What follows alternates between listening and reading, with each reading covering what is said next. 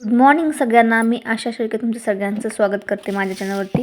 घरातलं कामाचं रुटीन झालेलं होतं. सकाळचं 11 11:30 वाजले होते आणि आता एक्स्ट्राची कामं जी होते ती मला उरकायची होती.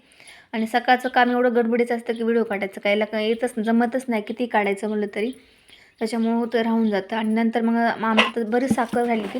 साखरेला थोडंसं पाणी सुटलं गेलं होतं, कारण ही साखर जवळजवळ 2 वर्षाची साखर आहे. त्यामुळं वापरून काही संपत नाही. त्यामुळे तिला असं थोडंसं पाणी सुटलं होतं, त्यामुळे ती थोडीशी ती उन्हात वाळत घातली. म्हणजे 10-15 मिनटं ठेवा आणि लगेच सुकल्या भरून ठेवता येईल. नंतर मला थोडेसे गहू पण चाळून ठेवायचे होते, कारण गव्हाला थोडेसे किडे झाले. त्यामुळे ते बरं झालं चाललं होतं चाळून ठेवायचं. पण आज काम उद्या असं ढकलत चाललं होतं. उद्या म्हणता असे बरेच दिवस निघून गेले. आणि 4-5 दिवस जो उन्हात गोण असल्यामुळे ती गोण पण एवढी कुजली होती की जी म्हणजे ठेवताशाने फुटली. आणि नंतर परत एक काम वाढलं गेलं, थोडं गहू मातीत मिक्स झाले. त्यामुळे मला ते परत थोडंसं नीट करायला जास्त वेळ गेला. तसे तर आमचे गहू स्वच्छ होते, कारण त्याच्यात एक पण खडा नव्हता. डायरेक्ट असे विकत आणल्याच्यापेक्षा पण चांगले होते, कारण घरगुती गहू आमच्या घरच्या रानातले गहू आहेत. आणि यात काहीच नव्हतं, फक्त ते किडे झाल्यामुळे मला थोडंसं चाळवून ठेवायला लागलं होतं, कारण घरात ठेवायचे एवढे दिवस बाहेर होते. ते घरात न्यायच्यामुळे घरात सगळीकडे पांगतात म्हणून ते नीट करून ठेवायचे होते.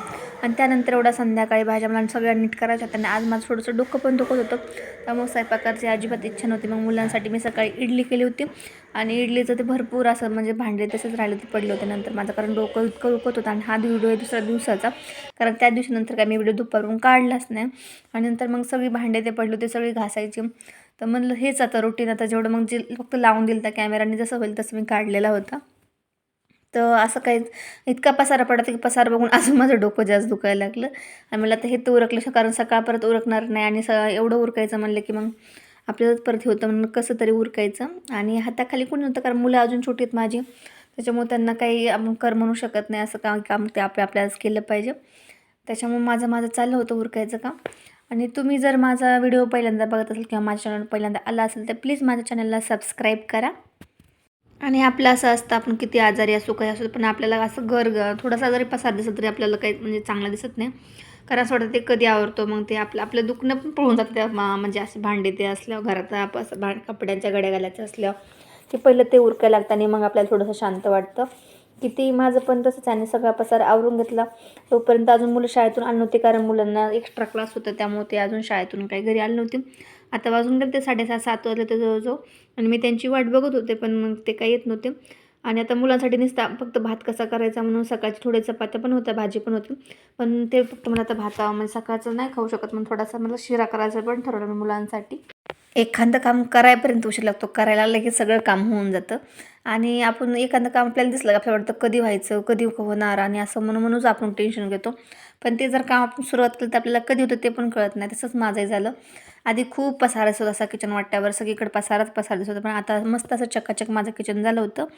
आणि मग आपल्याला पण थोडं चांगलं वाटतं की आपण किती जरी म्हणजे आळसलेला असो किंवा आजारी असलो तर पण असं थोडंसं काम जर निवांत वाटलं तरी मग आपल्याला वाटतं हा आता काही नाही रिलॅक्स.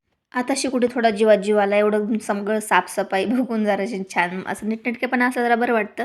आणि आता एवढ्या सगळ्या मला भाज्या संध्याकाळी निवडायच्या होत्या, कारण जर नाही निवडल्या तर परत सकाळी सुकतील म्हणून. आणि परत कारण हे मी कालच आणून ठेवलेलं, एक तर त्यात अजून एक दिवस लेट झालं तर अजून मग ती भाजी पण मला करता नाही असं होणार. आणि मग मुलांसाठी रवा करत होते, पण माझे म्हणजे कंटाळा पण आला होता. आणि असं वाटायचं आता बस झालं, पण तेवढ्यात मुलं आले होते. आणि बघू शकता यार खूप घाबरला होता, कारण मी त्याला आतून हे केल्यामुळे त्याला हेच नाही आलं. आणि हा आमचा हिरो बघा, शाळेतून आलाय का कुठून याच्यातून आला काही कळत नाही, यात्रेतून आलाय. आमच्याकडे होती यात्रा, त्यामुळे यात्रेतून त्यांनी चष्माने ते घेतलं होतं, त्याच्यामुळे त्याचं चाललं होतं हे करायचं.